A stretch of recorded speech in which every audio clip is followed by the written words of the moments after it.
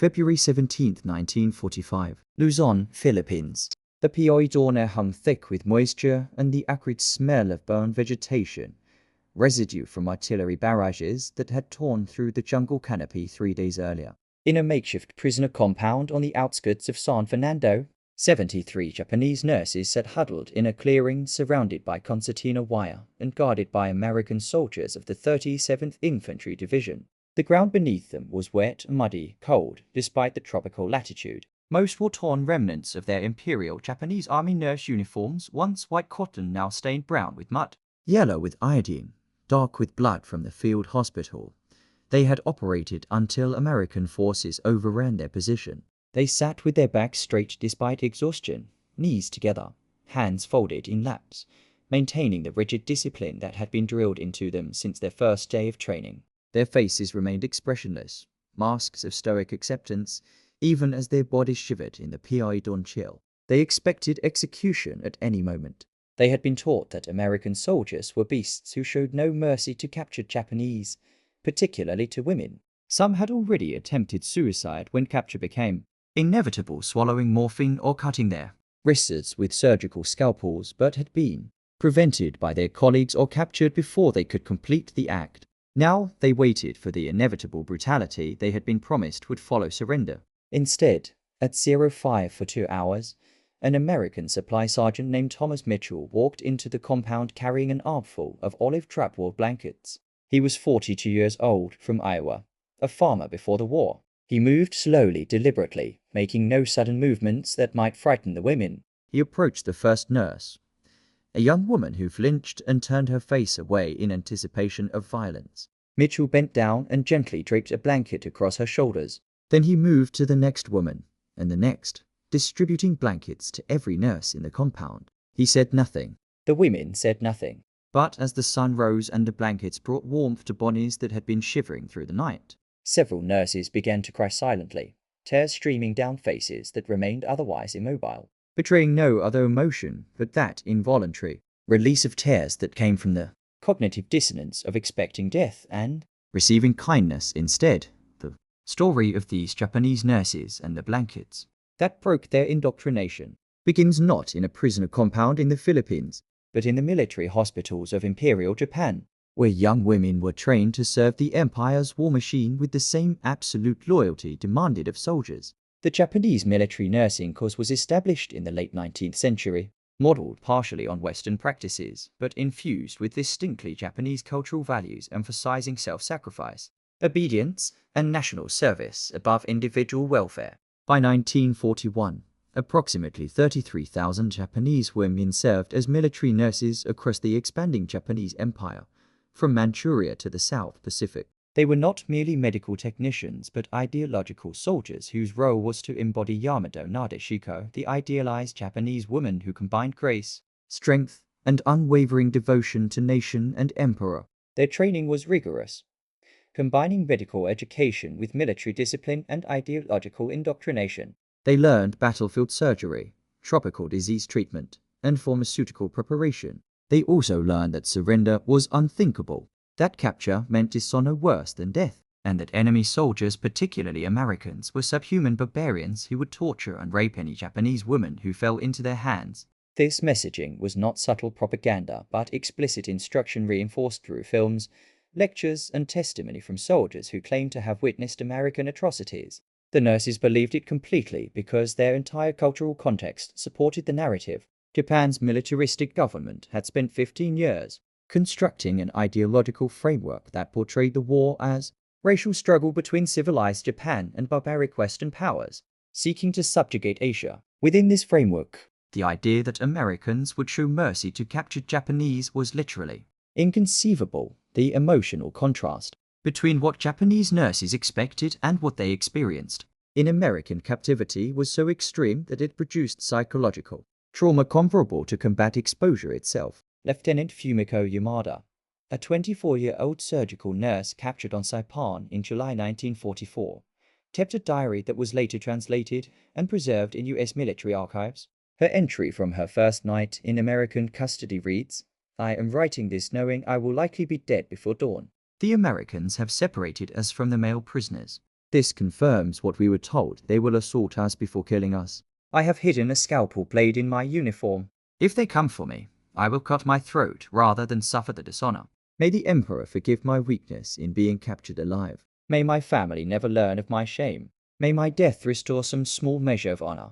But dawn came, and no Americans entered the women's compound, except medics who checked for injuries and dysentery symptoms. Food was distributed: sea rations and canned fruit in quantities far exceeding what Japanese soldiers had eaten in months. Guards maintained respectful distance. No one touched the women. No one spoke harshly. The cognitive dissonance was overwhelming. Lieutenant Yamada's diary entry from 3 days later reflects the confusion. We have not been harmed. We have been given food, water, medical care. The guards do not look at us with hatred or lust, but with what appears to be professional indifference or, strangely, pity. I do not understand. Everything we were told was a lie. If this is a lie, what else is false? If Americans are not monsters, who are we fighting? Why did my brother die on Guadalcanal?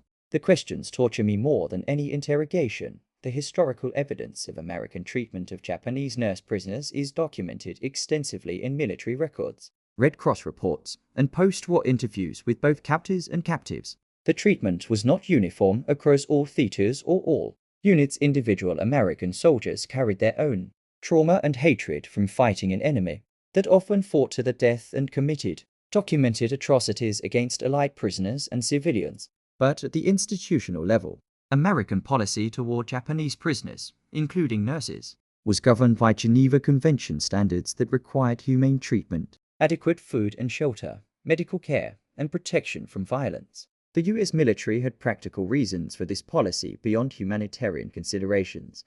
Well-treated prisoners provided better intelligence. Propaganda value of humane treatment could encourage further surrenders, and maintenance of legal and moral standards served American strategic interests in projecting civilized values against Axis barbarism. But the policy was also shaped by American cultural values that distinguish between enemy soldiers and civilians, that recognized medical personnel as non-combatants deserving special protection, and that viewed brutality toward women as particularly dishonorable. These values were not universally held or perfectly practiced, but they were sufficiently embedded in American military culture that the default institutional response to captured Japanese nurses was protection rather than exploitation. The transformation of Japanese nurses' understanding of their enemy and themselves began with small gestures that contradicted their indoctrination. The blankets were one such gesture, but there were others. At a prisoner facility on Leyte, an American dentist treated a Japanese nurse's infected tooth, providing anesthetic and prescribing antibiotics despite limited medical supplies. At another camp on Okinawa, American guards intervened to stop harassment by Korean laborers who had been forced to work for the Japanese military and sought revenge against any Japanese prisoners.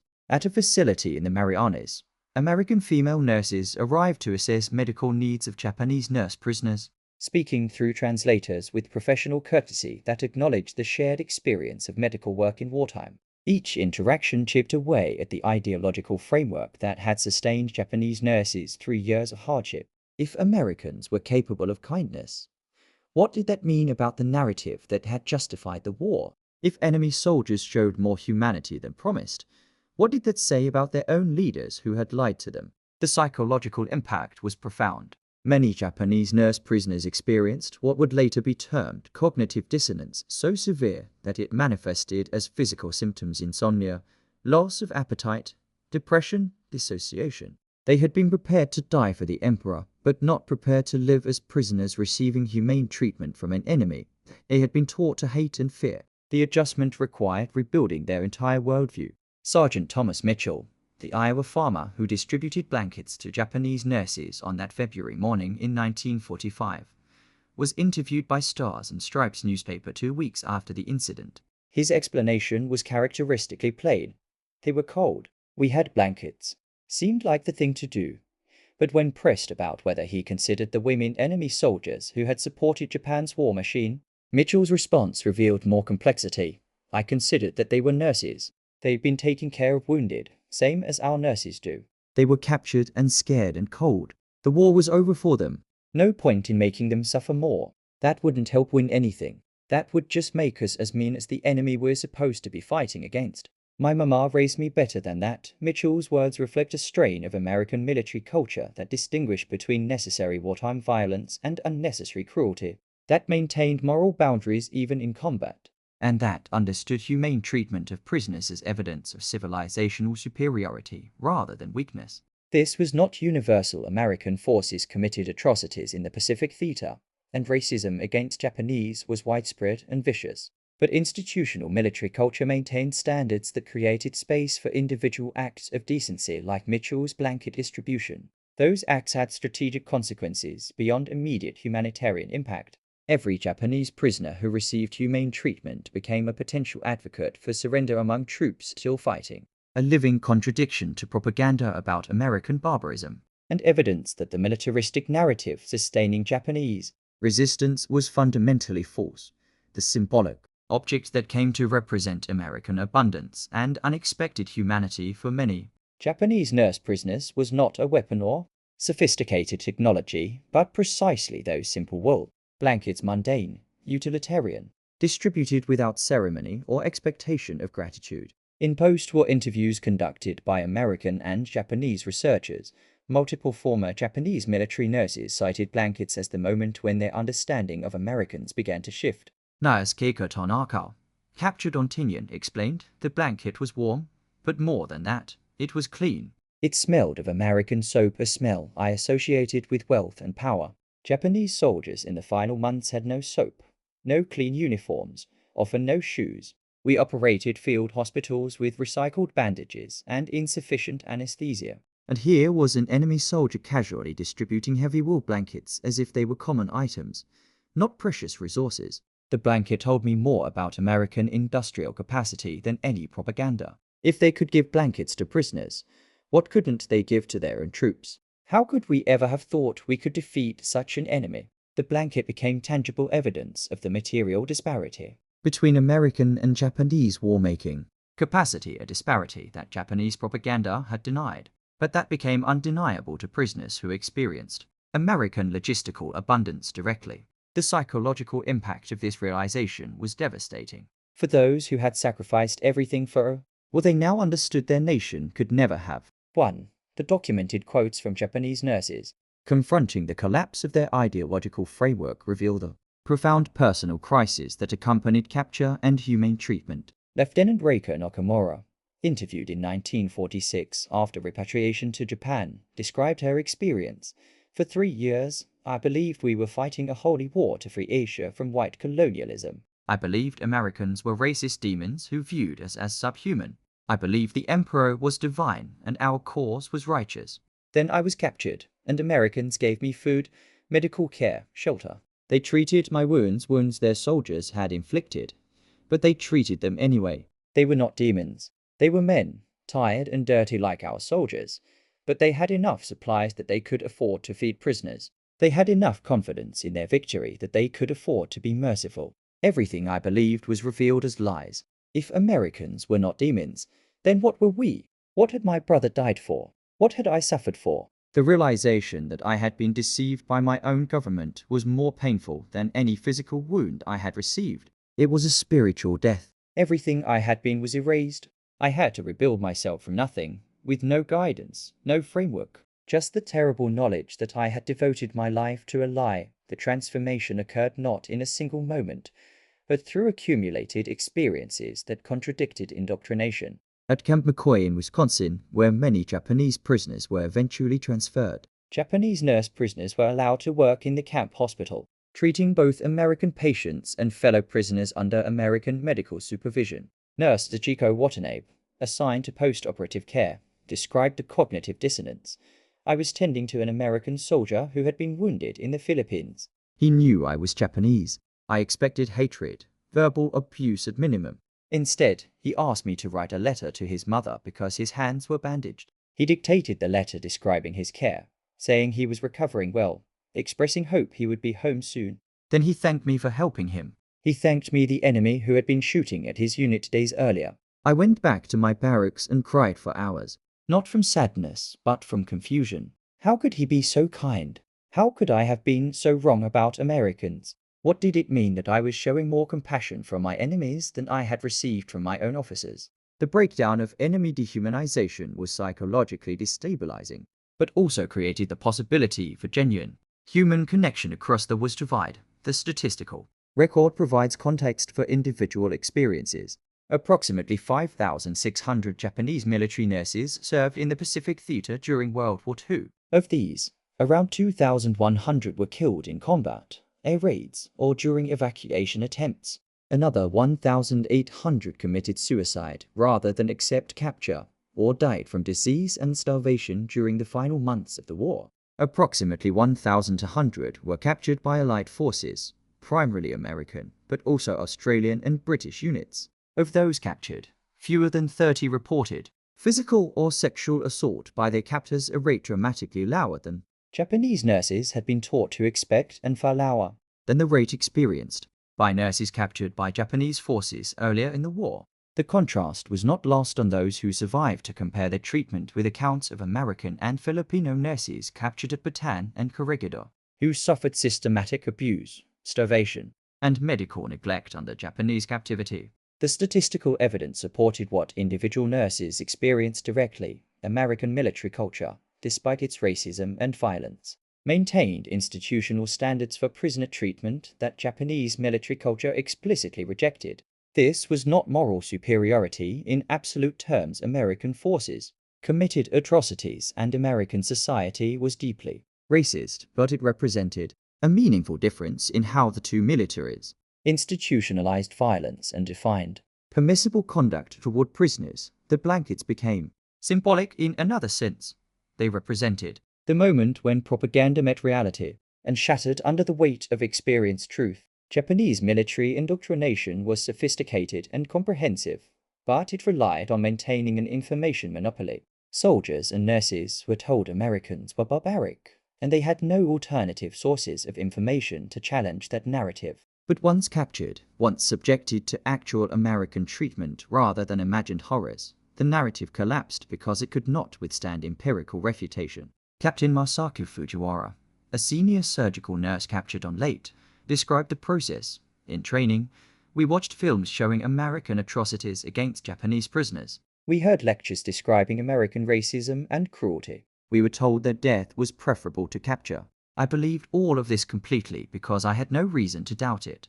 Then I was captured, and within 24 hours I realized it was all lies. Americans gave us more food than we had seen in months. They provided medical care. They treated us with professional courtesy. The guards were bored, not cruel. The officers were bureaucratic, not sadistic. Everything was mundane and ordinary, which was itself shocking.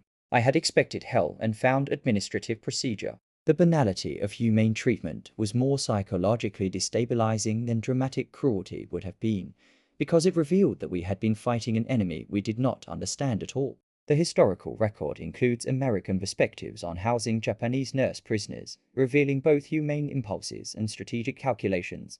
Lieutenant Colonel James Harrison, commanding officer of a prisoner facility in the Philippines, wrote in his after-action report, "The Japanese nurse prisoners presented unique challenges. They were terrified, convinced we would harm them. Many were suicidal. Standard POW procedures were insufficient, because these women were experiencing severe psychological trauma from the collapse of their ideological framework. We assigned female American nurses to serve as liaisons, which helped reduce fear. We provided privacy, adequate rations, and medical care. We also documented everything meticulously, knowing that treatment of female prisoners would be scrutinized. The strategic value of humane treatment became apparent when interrogations revealed that these nurses possessed detailed knowledge of Japanese military medical logistics, casualty rates, and morale. They became willing to share this intelligence once they understood they would not be harmed. This contradicts the assumption that harsh interrogation is necessary to obtain cooperation.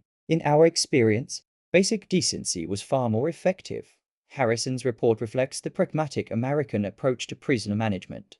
Humane treatment was morally correct, but also strategically advantageous, producing better intelligence and demonstrating civilizational superiority that could be exploited for propaganda purposes. The transformation of Japanese nurses from ideological warriors to disillusioned prisoners occurred through stages that psychologists would later identify as consistent with cognitive dissonance theory and ideological deprogramming. Stage 1 was shock and fear during capture. Stage 2 was confusion when expected abuse did not materialize. Stage 3 was tentative acceptance that humane treatment might continue. Stage 4 was cognitive restructuring as prisoners began questioning their previous beliefs. Stage 5 was identity crisis as the foundation of their worldview collapsed. Stage 6 was gradual reconstruction of identity, incorporating new understanding of themselves, their enemy, and the war. Not all prisoners progressed through all stages, and many remained psychologically scarred. But the pattern was sufficiently consistent that American psychological warfare specialists studied it extensively, recognizing that humane treatment of prisoners could accelerate Japanese military collapse by demonstrating to troops still fighting that surrender did not mean death. The blankets were part of this larger psychological warfare strategy.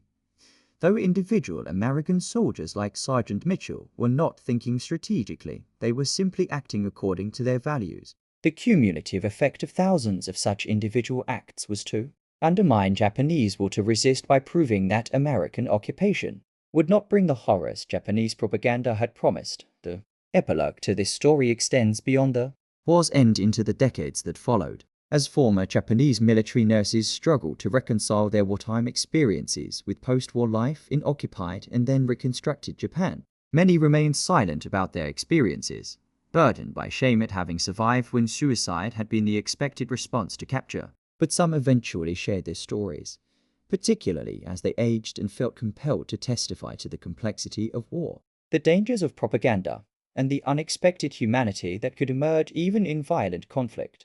Nurse Fumiko Yamada, whose diary entries from 1944 captured her expectation of death, was interviewed in 1995 at age 75. She reflected, "The American soldier who gave me a blanket in 1945 probably never thought about it again. It was a small gesture to him, routine kindness toward a cold prisoner. For me, it was the moment my entire understanding of the world shattered and had to be rebuilt. That blanket kept me physically warm through one night. But it also kept alive a tiny spark of hope that human beings might be capable of decency even to enemies, even in war, even when propaganda tells them the enemy is subhuman.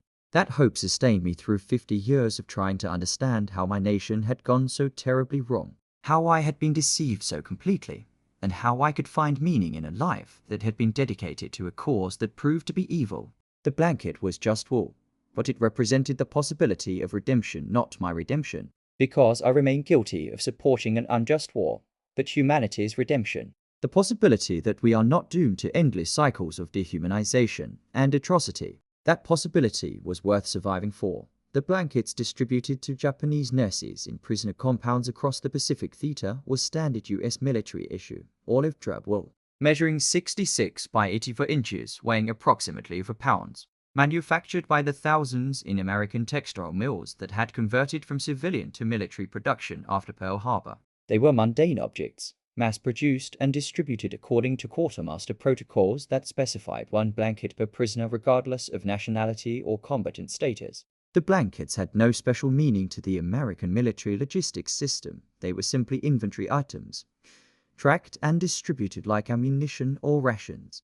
But to Japanese nurses who had been taught that Americans were racist savages incapable of viewing Japanese as human beings, those blankets were cognitive bombs that exploded the entire structure of wartime propaganda. If Americans could show basic decency to Japanese prisoners, not elaborate kindness, but simple provision of warmth to cold human beings, then everything else Japanese propaganda had claimed became suspect. If this was a lie, what else was false? The questioning began with blankets and expanded to encompass the entire justification for the war, Japan's imperial mission, the emperor's divinity, and the militaristic values that had governed Japanese society for decades. The American soldier who distributed blankets without thinking was unknowingly participating in the psychological dismantling of Japanese militarism, one prisoner at a time. The documented experiences of Japanese nurses in American captivity stand in stark contrast to the experiences of Allied nurses captured by Japanese forces. Approximately 86 American and Filipino nurses were captured when Corregidor fell in May 1942. They spent 3 years in internment at Santo Tomas and Los Baos camps, where they suffered malnutrition, disease, and constant psychological pressure. Japanese military authorities viewed captured military nurses with contempt, considering them unfeminine for serving in such capacity, and unworthy of the protections theoretically afforded to non-combatants. The contrast between Japanese and American treatment of enemy nurses reflected fundamentally different military cultures. American forces, despite racism and violence, operated within a legal and moral framework that established boundaries on acceptable conduct toward prisoners. Japanese military culture explicitly rejected such boundaries as weakness, embracing instead a code that viewed surrender as dishonorable and prisoners as unworthy of decent treatment. The irony was that this approach proved strategically counterproductive. Brutal treatment of prisoners strengthened enemy will to fight to the death, while humane treatment could encourage surrender and provide valuable intelligence. American humane treatment of Japanese nurse prisoners was morally right, but also strategically smart. Japanese brutal treatment of Allied nurse prisoners was morally wrong and strategically stupid. The blankets represented this asymmetry made tangible. The transformation of individual Japanese nurses. Understanding of Americans and the war occurred within a larger context of Japan's catastrophic military defeats in 1944 to 1945. By the time most nurses were captured, Japanese forces were in full retreat across the Pacific, suffering unsustainable casualties, facing starvation conditions, and operating without air or naval superiority. Nurses working in field hospitals witnessed the desperation firsthand, treating wounded with inadequate supplies, performing surgery without anesthesia, watching soldiers die from infections that simple antibiotics could have cured but which were unavailable due to disrupted supply lines. The contrast between their deprivation and American abundance became clear immediately upon capture. Prisoner compounds had regular food supplies, clean water, medical supplies, and even luxuries like soap and toilet paper that Japanese forces had lacked for months. The material disparity made obvious what Japanese propaganda had denied. America's industrial capacity dwarfed Japan's, and the war had been unwinnable from the start. The nurses had been taught that Japanese spiritual superiority would overcome American material advantage, that Bushido spirit would defeat industrial production. But spirit cannot cure dysentery when medicine is unavailable, and courage cannot fill empty stomachs when supply lines are severed. The blankets were just one more piece of evidence that Japanese ideology had been built on lies that could not withstand contact with reality. The psychological impact of humane treatment by enemy forces manifested in various ways among captured Japanese nurses. Some experienced relief and gratitude, quickly adapting to captivity and cooperating with American authorities. Others experienced shame and depression, unable to reconcile their survival with expectations that they should have died rather than accept capture. Many experienced profound identity crises, questioning everything they had believed about themselves, their country, and the war. A minority remained ideologically committed to Japanese militarism despite all evidence, clinging to propaganda even when daily experience contradicted it. American military psychologists studying these reactions identified factors that influenced which prisoners adapted successfully versus which remained traumatized. Age younger nurses adapted more easily. Education. Those with more education questioned propaganda more readily. Prior exposure to Western culture. Nurses from urban areas with some contact with American culture before the war adapted more quickly. And specific circumstances of capture. Those captured during chaotic retreats experienced more trauma than those captured in organized surrenders. The blanket distribution was more effective with nurses who were already questioning their beliefs and seeking alternative frameworks. For true believers committed to militaristic ideology, even kindness was interpreted through paranoid framework as American psychological manipulation. But for the majority who were open to reconsidering their beliefs when confronted with contradictory evidence, simple acts of decency like providing blankets created openings for dramatic ideological transformation. The legacy of Japanese nurses' encounters with American humane treatment extends into post-war Japanese society and culture. The occupation period 1945-1952 saw intense exposure of Japanese population to American culture and values, challenging militaristic indoctrination that had prevailed since the 1930s. Former military nurses played complex roles in this transition. Many became nurses in civilian hospitals, bringing medical expertise developed during wartime into peacetime healthcare. Some became advocates for pacifism and women's rights, drawing on their wartime experiences to argue against remilitarization and for gender equality. A few wrote memoirs or gave interviews documenting their experiences, contributing to Japanese public reckoning with the war. But many remained silent, burdened by shame and trauma that prevented them from discussing what they had endured and witnessed. The blankets they received from American captors became private symbols of the complexity evidence that enemies could show humanity, that propaganda was lies, and that the suffering they endured had been in service of a cause that was not only lost but morally bankrupt. For some, this realization was liberating, allowing them to embrace post-war democratic values and build new lives. For others, it was devastating, undermining the meaning they had found in wartime sacrifice and leaving them adrift without ideological anchor.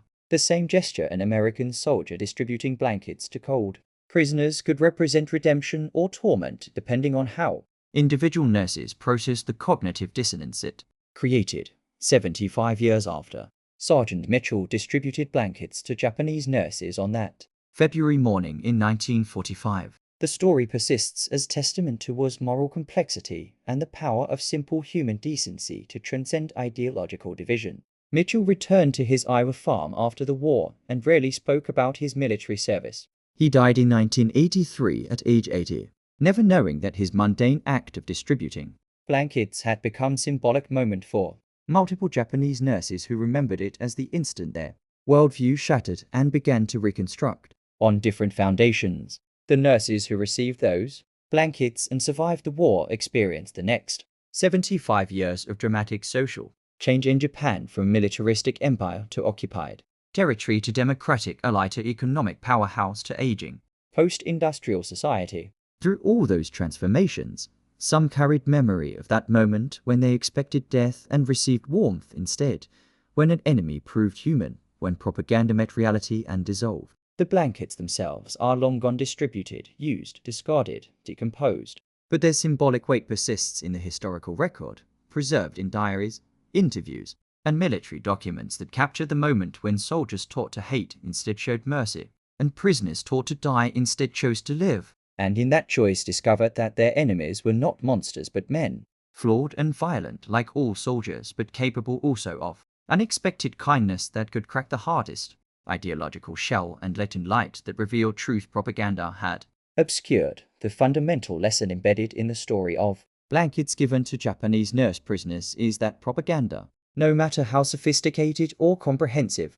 cannot ultimately withstand experiential contradiction. Japanese military indoctrination was thorough, pervasive, and reinforced by every institution of state and society, but it was built on lies about enemy nature and capabilities. Lies that could not survive direct contact with the reality of American military culture and industrial capacity. A single blanket distributed on a cold morning in a prisoner compound did not by itself end the war or transform Japanese society, but multiplied across thousands of prisoner interactions, across millions of tactical moments when Americans chose humanity over cruelty. The blankets and similar gestures accumulated into strategic effects that undermined Japanese will to continue fighting and pave the way for post-war reconciliation. The American soldiers who distributed blankets were not thinking strategically, they were simply acting according to their values, their upbringing, their sense of what was right.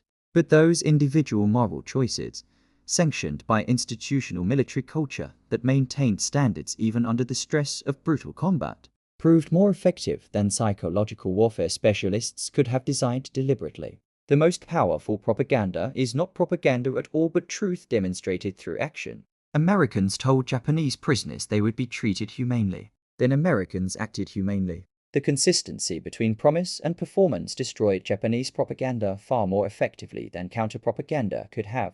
The blankets were not symbols Americans created to communicate a message. They were objects that revealed truth about American values and capabilities, truth that Japanese propaganda had denied, truth that became undeniable when experienced directly. The story concludes where it began, with Japanese nurses sitting in a cold compound on a February morning in 1945, wrapped in American blankets, crying silently as the sun rose and warmth returned to bodies that had been shivering through the night. They cried for many reasons: for relief at surviving, for shame at being captured, for confusion at receiving kindness from enemies, for grief at comrades who had died, for anger at leaders who had lied to them, for loss of the certainty that had sustained them through years of hardship. They cried because human beings cry when the world they thought they knew dissolves, and they must face the terrifying freedom of reconstructing meaning without the scripts that previously gave structure to experience.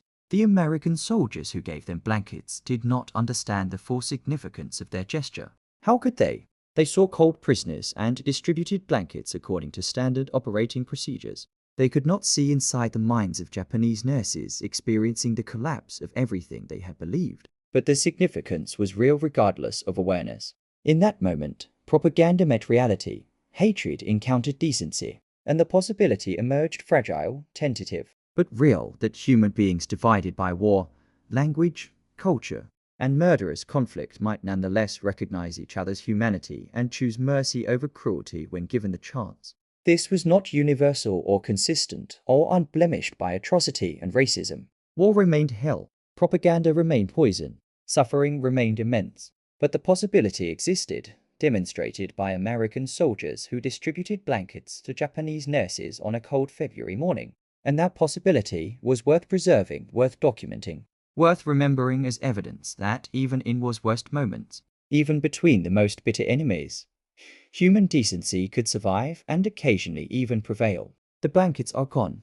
The nurses who received them have passed into history. But the moment they shared captor and captive, victor and vanquished, American and Japanese endures as testament that the better angels of our nature sometimes win. And when they do, the effects ripple forward through decades, shaping the world in ways that those who performed simple kindness never imagined and never knew.